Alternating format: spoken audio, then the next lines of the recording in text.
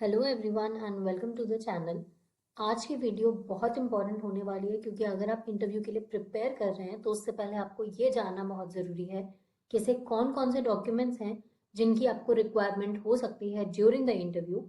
क्योंकि अगर वहाँ पर कोई भी डॉक्यूमेंट्स कम होता है या फिर उन डॉक्यूमेंट्स में कोई भी प्रॉब्लम होती है तो बहुत जल्दी लोग पैनिक कर जाते हैं। And to avoid the last minute chaos, आपके लिए ये बहुत ज़रूरी है कि आप पहले से सारे डॉक्यूमेंट्स रेडी करके रख लें। तो चलिए देखते हैं कौन कौन से वो डॉक्यूमेंट्स हैं जिनकी आपको रिक्वायरमेंट हो सकती है। फर्स्ट, टेंथ और ट्वेल्थ की मार्कशीट। टेंथ और ट्वेल्थ की मार्कशीट आपकी सबसे ज़्यादा इंपॉर्टेंट होती हैं क्योंकि टेंथ और ट्वेल्थ की बेसिकली टेंथ की मार्कशीट ही वो मार्कशीट होती है जिससे आपकी डेट ऑफ बर्थ रेक्टिफाई होती है।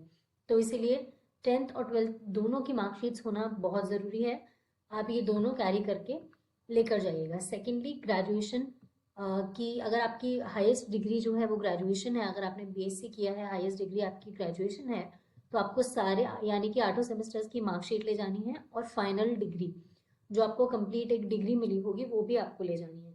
सेकेंडली, अगर आपकी पोस्ट ग्रेजुएशन ही आपकी जो हाईएस्ट डिग्री है और अगर आपने फॉर्म फिल करते टाइम मेंशन किया हुआ है पोस्ट ग्रेजुएशन आपकी हाईएस्ट डिग्री है तो आप पोस्ट ग्रेजुएशन की भी सेमेस्टर मार्कशीट्स ले जाइएगा और फाइनल डिग्री भी ले जाइएगा if applicable, in the sense कि अगर आपने पोस्ट ग्रेजुएशन फाइनल डिग्री में किया हुआ है तो। सेकेंडली, काफ़ी बच्चों का ये क्वेरी होती है कि अभी हमें फाइनल डिग्री नहीं मिली है। तो अगर आपको फाइनल डिग्री नहीं मिली है तो ऐसे केस में आपकी 8 सेमेस्टर की मार्कशीट होना आपके लिए कंपलसरी है। अगर आपके पास 8 सेमेस्टर की मार्कशीट भी नहीं है, फाइनल डिग्री भी नहीं है, तो आपको आपकी यूनिवर्सिटी से ये रिटन फॉर्मेट में चाहिए होगा कि आपने 8 सेमेस्टर क्रॉस कर लिया है, या जो भी यूनिवर्सिटी का क्राइटेरिया होगा आपको ये देने के लिए कि हाँ ऑलरेडी आप 8 सेमेस्टर आई मीन जो आपका फाइनल सेमेस्टर है वो आप क्रॉस कर चुके हैं। तो उसके लिए जो भी यूनिवर्सिटी क्राइटेरिया होगा आपको वो फॉलो करना होगा, क्योंकि दोनों में से एक चीज़ बहुत ज़रूरी है, या तो आपकी फाइनल डिग्री हो आपके पास या तो आपके फाइनल सेमेस्टर की मार्कशीट हो। ऑलराइट।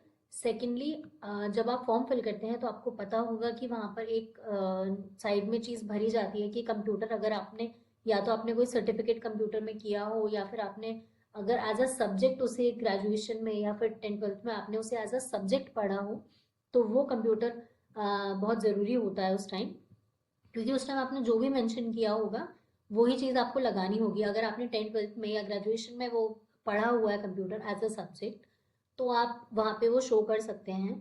लेकिन अगर आपने अलग से कंप्यूटर सर्टिफिकेट वहाँ पे मेंशन किया है कि आपके पास है तो आपको वो कंप्यूटर सर्टिफिकेट ले जाना ज़रूरी है। सेकेंडली, कॉल लेटर, ये तो मस्ट है, ये तो सभी को पता है कि call letter is a must. Then comes application form. अगर आप लोगों ने अभी तक एप्लीकेशन फॉर्म का प्रिंट आउट नहीं लिया हुआ था पहले के लिए, कभी कभी क्या होता है जब फॉर्म भरते हैं तो काफ़ी लोग तभी एप्लीकेशन का प्रिंट आउट निकाल के उसे फ्यूचर के लिए सेव करके रख लेते हैं। बट अगर आपने नहीं भी किया है तो उसके लिए please don't worry.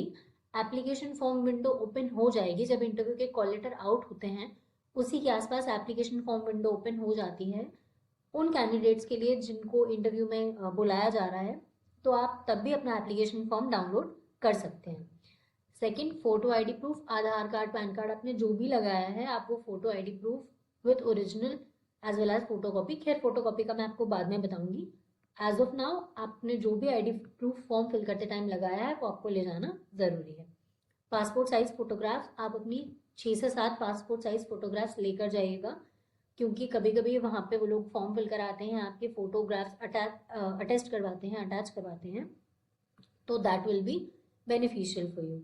Next, caste certificate. हाँ, इसके लिए मैं थोड़ी सी आपको एक्स्ट्रा इन्फॉर्मेशन देना चाहूँगी अबाउट द कास्ट सर्टिफिकेट।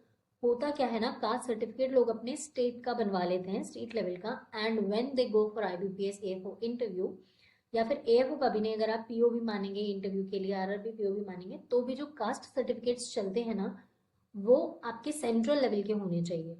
कई बार क्या होता है बच्चों को ये पता नहीं होता है और वो कास्ट सर्टिफिकेट अपने स्टेट लेवल का बनवा के ले जाते हैं, फिर वहां पे होता है कि आपको सेंट्रल का जो होता है कास्ट सर्टिफिकेट या फिर आपका ईडब्ल्यूएस सर्टिफिकेट है, SC ST OBC जो भी आपका सर्टिफिकेट लगता है एक्स्ट्राज में, वो आपको सेंट्रल का होना चाहिए। तो अगर आपका अभी तक नहीं बना है तो आप उसको बनवा कर ले जाइएगा और आपका पुराना जो सर्टिफिकेट है उसको भी रख लीजिए, क्योंकि कभी कभी क्या होता है जो एप्लीकेशन फॉर्म फिलिंग डेट है उससे पहले का मांगना होता है। बट अगर आपके पास अभी नहीं है या कुछ भी है तो आप पुराना भी रख लीजिएगा, प्लस एक सेंट्रल के फॉर्म के लिए आप अप्लाई कर दीजिए, अभी भी यू हैव टाइम, आराम से बन सकता है।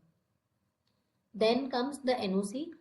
ये सिर्फ और सिर्फ उन्हीं लोगों के लिए है जो कि अभी करेंटली एम्प्लॉयड हैं कहीं, उन लोगों को एक नो ऑब्जेक्शन सर्टिफिकेट अपने करंट एम्प्लॉयर से देना होता है। तो यही डॉक्यूमेंट्स आपके लिए मैंडेटरी हैं। कुछ चीज़ों पे आपको ध्यान देना है, जैसे कि मैंने बोला आपका कास्ट सर्टिफिकेट अगर आपका है तो आपको उस पर ध्यान देना है। एंड अगर आपकी फाइनल डिग्री अभी चल रही है और आपको फाइनल डिग्री नहीं मिली, आपको कॉन्वोकेशन नहीं हुआ है, तो आपको 8 सेमेस्टर की मार्कशीट एनी हाउ कॉलेज से अपने ले लेनी है।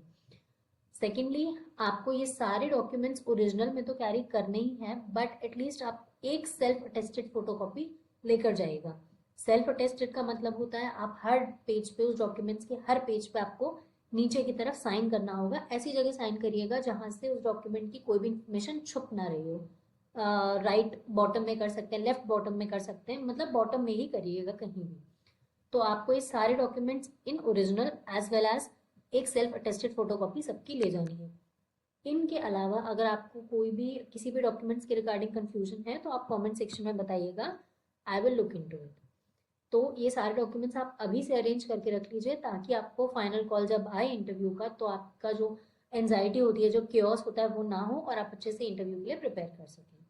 Thank you.